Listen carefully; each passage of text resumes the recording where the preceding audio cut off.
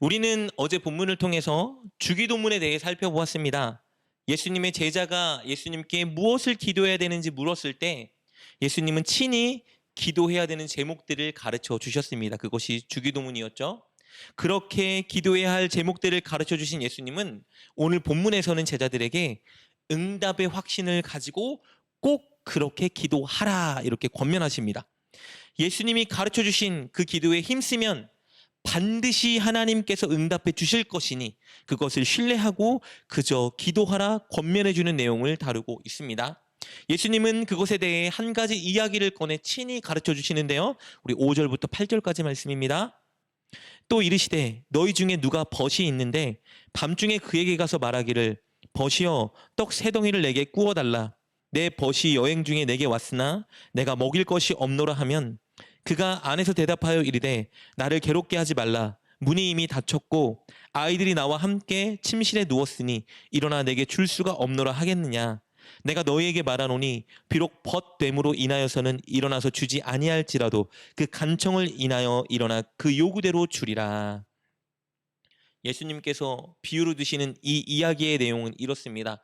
한밤중에 근처에 사는 친구가 집에 찾아와 문을 두드리기 시작합니다. 왜요? 떡 세 덩이가 급히 필요하니 구워달라는 것입니다. 당시에 떡 세 덩이는 보통 한 끼 식사거리였습니다. 황당한 노릇이죠. 한밤중에 느닷없이 남의 집에 찾아와 한 끼 식사거리를 구워달라 간청하고 있으니 얼마나 황당합니까?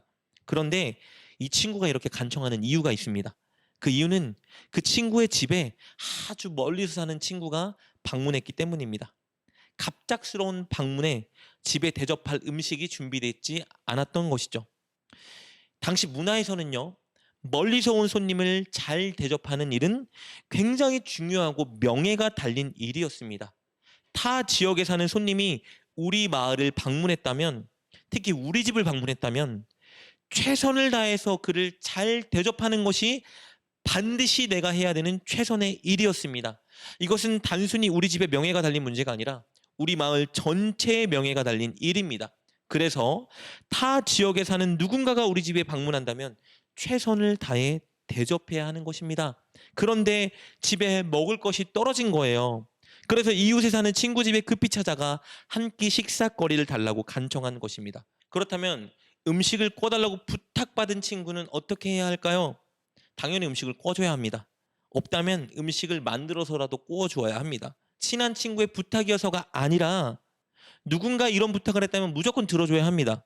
왜냐하면 이 부탁을 거절했을 경우에는 멀리서 온 손님을 접대하지 못하게 될 것이고 이것이 소문나면 우리 마을 전체에 불명예의 수치를 안겨준 것이 되기 때문입니다.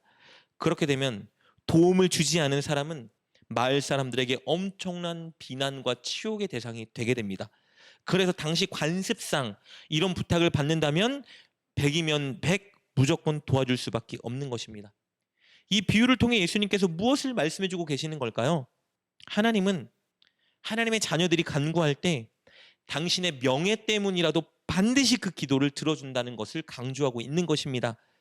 그러니 제자들에게 기도하라 말씀하시는 거예요. 하나님의 명예 때문이라도 하나님은 반드시 너희들의 기도를 들어줄 것이니 기도하라. 우리 9절과 10절 말씀입니다.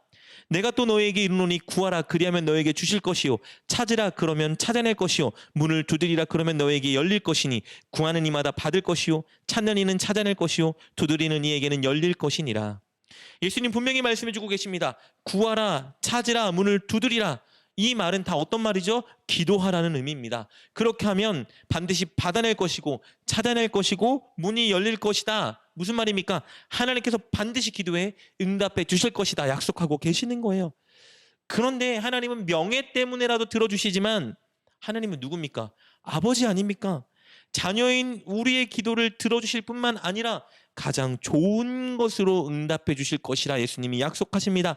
우리 11절부터 13절까지 말씀입니다. 너희 중에 아버지 된 자로서 누가 아들이 생선을 달라 하는데 생선 대신에 뱀을 주며 알을 달라 하는데 정갈을 주겠느냐?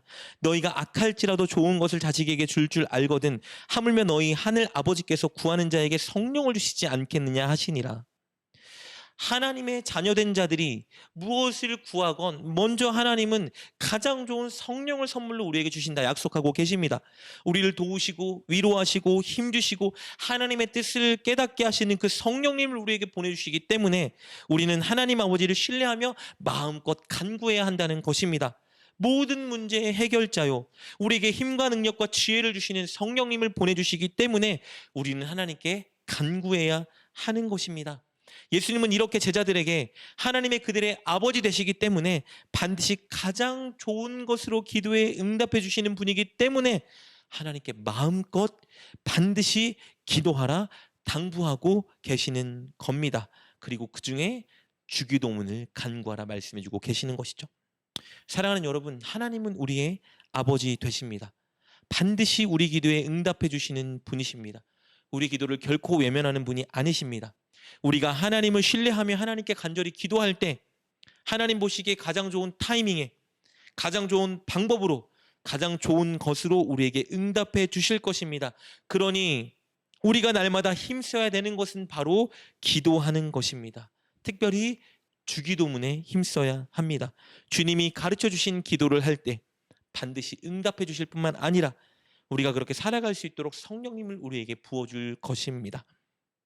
가장 좋은 것으로 채워주실 하나님을 신뢰하고 기대하며 오늘 하루도 그리고 날마다 기도에 힘쓰는 여러분 되시길 주님의 이름으로 축복합니다. 기도하겠습니다. 하나님, 우리의 좋은 아버지 되셔서 우리의 기도를 들어주시고 가장 좋은 것으로 채워주시니 감사합니다. 하나님께서 늘 우리 기도에 응답해 주시며 가장 좋은 것으로 채워주신다는 것을 믿고 날마다 반드시 기도하는 우리가 되게 하여 주옵소서. 특히 주기도문의 응답을 확신하며 주기도문하는 우리가 되게 하여 주옵소서. 예수님의 이름으로 기도드립니다. 아멘. 오늘 말씀을 통해 깨닫고 결단한 것은 무엇입니까? 그것을 붙들고 하나님께 기도합시다. 그리고 그렇게 실천하며 하루를 살아가는 여러분 되시길 주님의 이름으로 축복합니다.